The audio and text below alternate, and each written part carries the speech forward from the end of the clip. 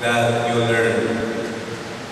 Ano ang unang-unang kanta na hindi nyo talaga malilimutan dahil na-memorize ninyo sa high school, sa elementary? Sa amin wala pang kinder, kaya hanggang elementary lang kami. I remember when I was in grade 2, I had a classmate na napakaganda talaga ng boses. And so until now, the song that he sang is still clear in my mind. Memorize ko pa yan. Hindi ko lang kakakantahin ngayon. But I think you also have a song that you can remember way back. There is a song that's very old. Napakatagal na itong kanta na ito. And it is found in the book of Exodus. Kindly open your Bibles to Exodus chapter 15. Exodus chapter 15. Basahin po natin from verse 1 to 18. Exodus chapter 15, verses 1 to 18. Ang sabi po dito, Then Moses and the Israelites sang this song to the Lord. I will sing to the Lord, for he is highly exalted. The horse and its rider he has hurled into the sea. The Lord is my strength and my song. He has become my salvation. He is my God, and I will praise him. My father's God, and I will exalt him. The Lord is a warrior. The Lord is his name. Pharaoh's chariots and his army he has hurled into the sea. The best of Pharaoh's officers are drowned in the Red Sea. The deep waters have covered them. They sank to the depths like a stone. Your right hand, O Lord, was majestic in power. Your right hand, O Lord, shattered the enemy.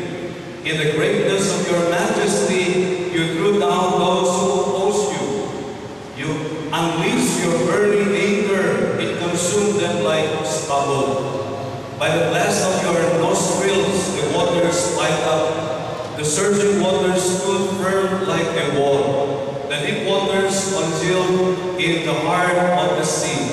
The enemy boasted, I will pursue, I will overtake them, I will divide the spoils, I will gorge myself on them, I will draw my sword, and my hand will destroy them. But you blew with your breath, and the sea covered them. They sank like lead in the mighty waters. Who among the gods is like you, O Lord? Who is like you, majestic in holiness, awesome in glory, working wonders? You stretched out your hand, and the earth swallowed them. In your unfailing love, you will lead the people you have redeemed. In your strength, you will guide them in your holy dwelling. The nations will hear and tremble. Anguish will greet the people of Philistia. The ships of Edom will be terrified. The leaders of Moab will be seized with trembling. The people of Canaan will melt away. Terror and dread will fall upon them.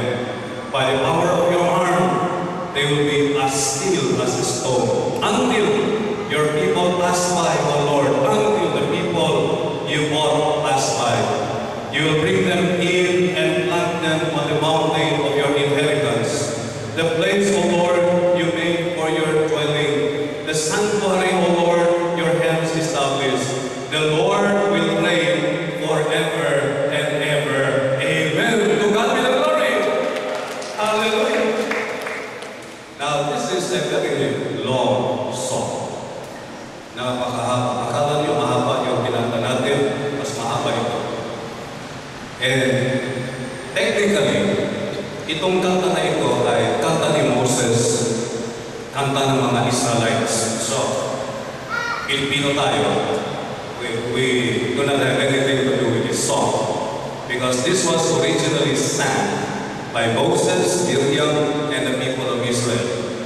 However, since this is part of God's Word, tingnan po natin kung anong meron dito para sa atin. And if you were here last Sunday, yung isa na po ni Pastor J.R. Marasigan, yung In Your Life series, at in-introduce niya sa inyo how you study the different literatures in the Bible. Merong narrative, merong epistles, merong apocalyptic literature, merong prophecy.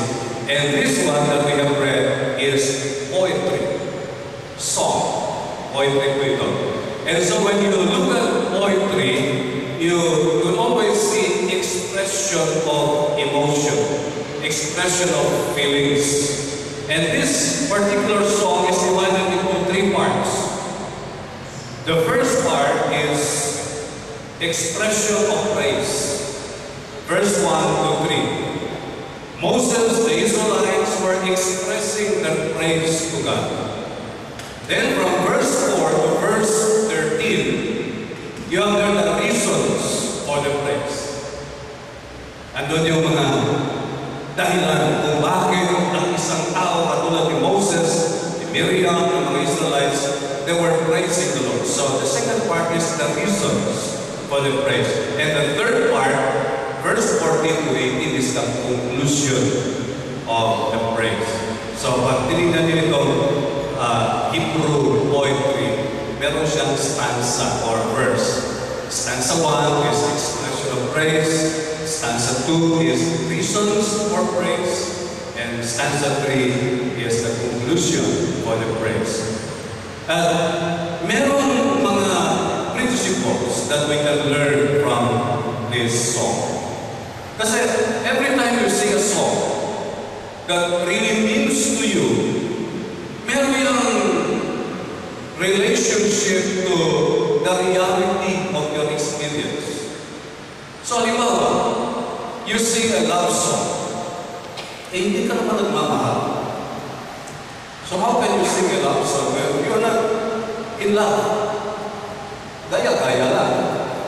If you sing a song narrating the history of a certain people, but you do not belong to that people, it does not mean anything to you. But in this case, because Moses and the Israelites experienced something, when a person experiences something from God, that person cannot be silent. Talagang i-express niya yung kanyang nararamdaman. And the first thing that I notice here is, this is centered on God's majestic, awesome acts. This song. Because they just crossed the Red Sea. And they saw God's mighty hand. Wala silang ginawa kundi maglakad. Yun lang, wala na silang ibang ginawa. Just to walk. Everything was done by God. And so the first thing I notice here is when God acts, the actions of God inspires God's people to praise. Yun po number 1. When God acts, it inspires God's people to praise. Hindi po ba? Kapag meron kang naranasan sa Panginoon, ay murang buto ang iyong lugar kung hindi mo na ma-express. Because you have experienced something, but if you have not experienced something, bisa pag-pusul ka, hindi ka tanda.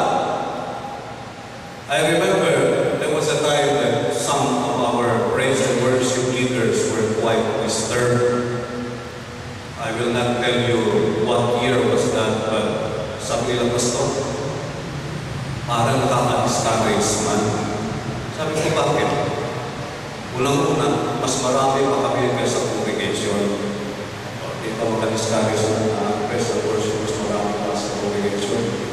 Pangalawa, parang hindi man sila nagre-respond. Sabihin mo, you raise your hands, ganun lang. You see, ganun lang, parang nanunood lang ng sine na may lamig. I told them, if nothing is happening in the life of the person, do not expect that person to express something that he has not experienced.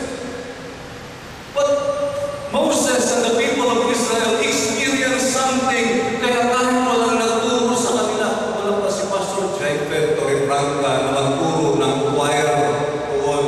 Kumanta na sila! Hindi ko alam kung anong tono. Basta kumanta sila. The moment God acts, it will inspire God's people to praise. It will inspire God's people to express what is in their hearts. Yun po, number one na nakikita ko dito. And I believe that when we come together and we sing praises to God, it's because we have experienced something. I would not bother telling someone to sing if he has not experienced anything from God. Pero kung meron kang karanasan sa Panginoon, walang makakapigil sa iyo na i-express mo yun sa Panginoon. Bahala kayong iba. Kung isabukan sila sa imo, wala sila ganahin sa imong tono, wala kang pakialam. At wala rin silang pakialam sa iyo.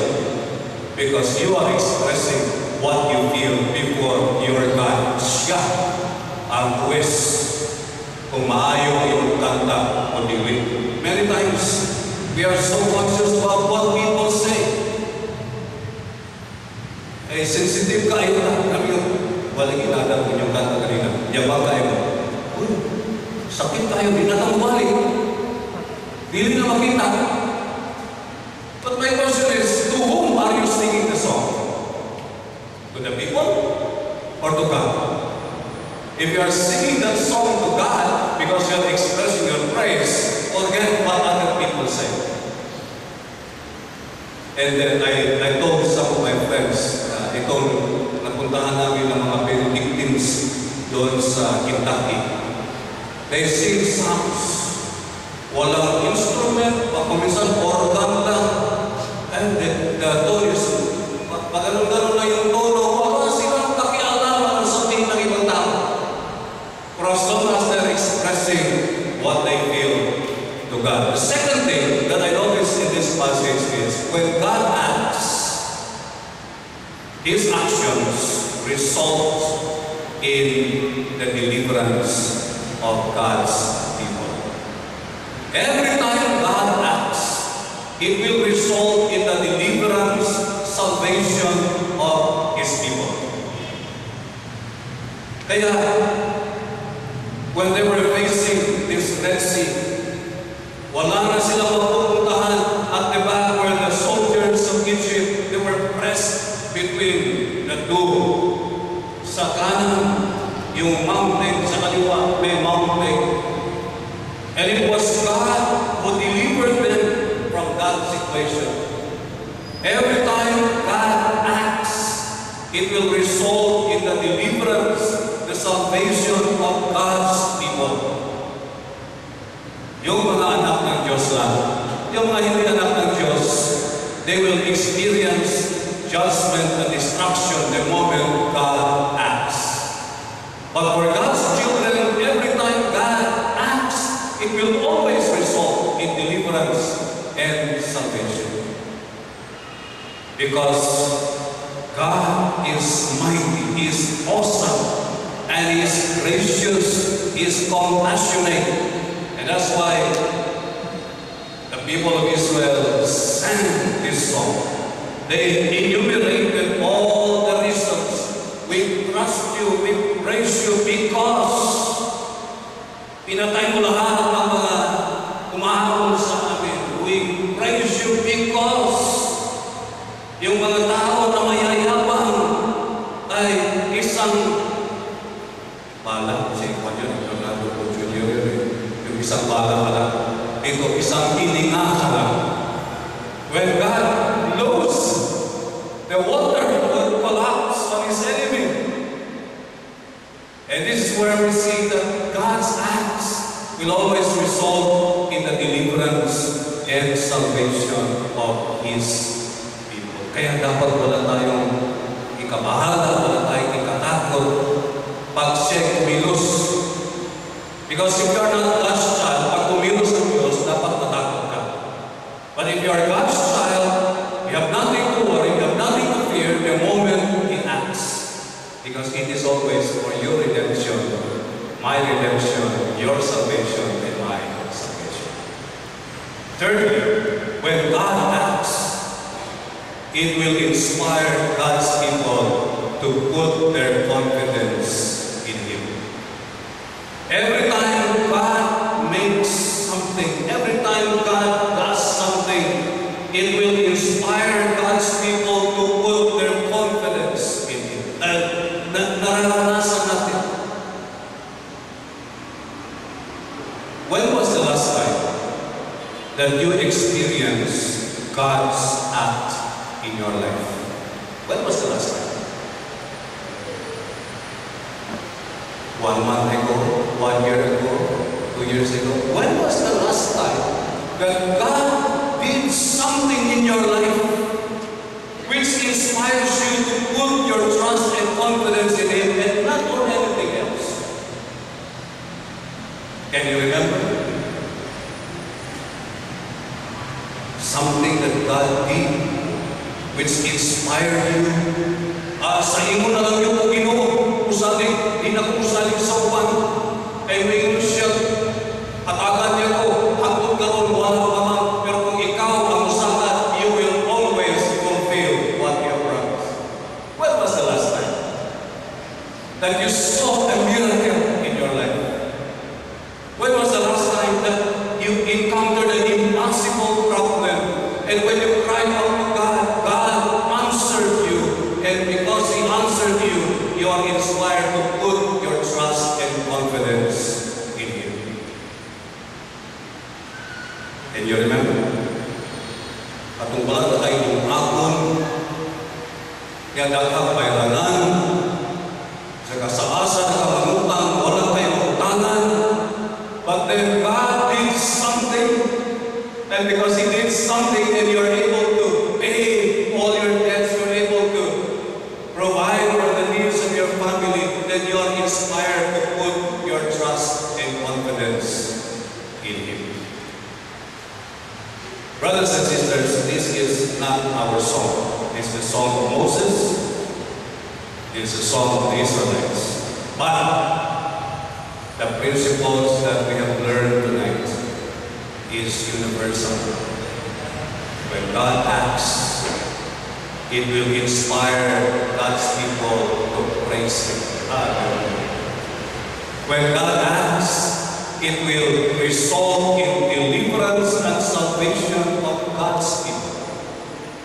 When God acts, it will inspire God's people to put their trust and confidence in Him. There is an old story. It's very old, and I think it was related over and over again. That in the early 1900s in America, there were so many poor black people. Yes, they were already liberated. Abraham Lincoln, the president, abolished slavery. But for many years, napakarami pa rin mahirap na mga black people in America. And there was this segregation between the whites and the blacks. In fact, there were churches during those times that the black people cannot sit beside the whites. Meron silang compartment for black people only. Then there is this young man.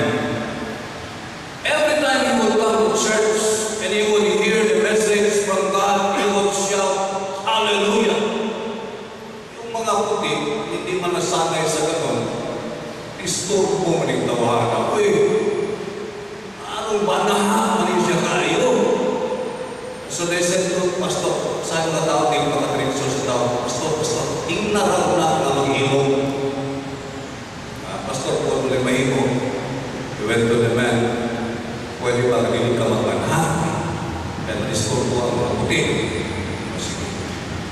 Pero kahit every time he would sing songs to God and he would express his feelings to God, di man yun niya mapunggan ng loob yun ang yung tingon. Hallelujah! Praise the Lord.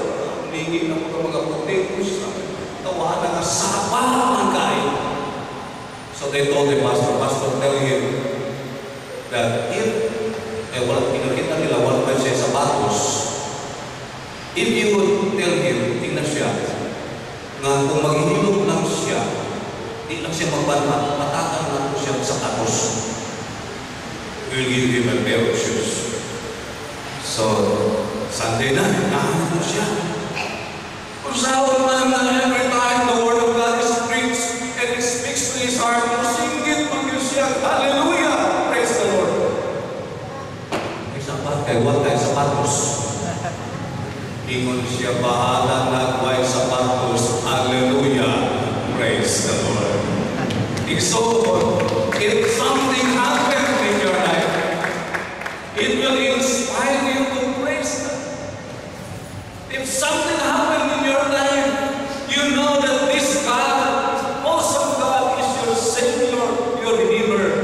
If something happens in your life, it will inspire you to put your trust and confidence in Him, to God in our Lord.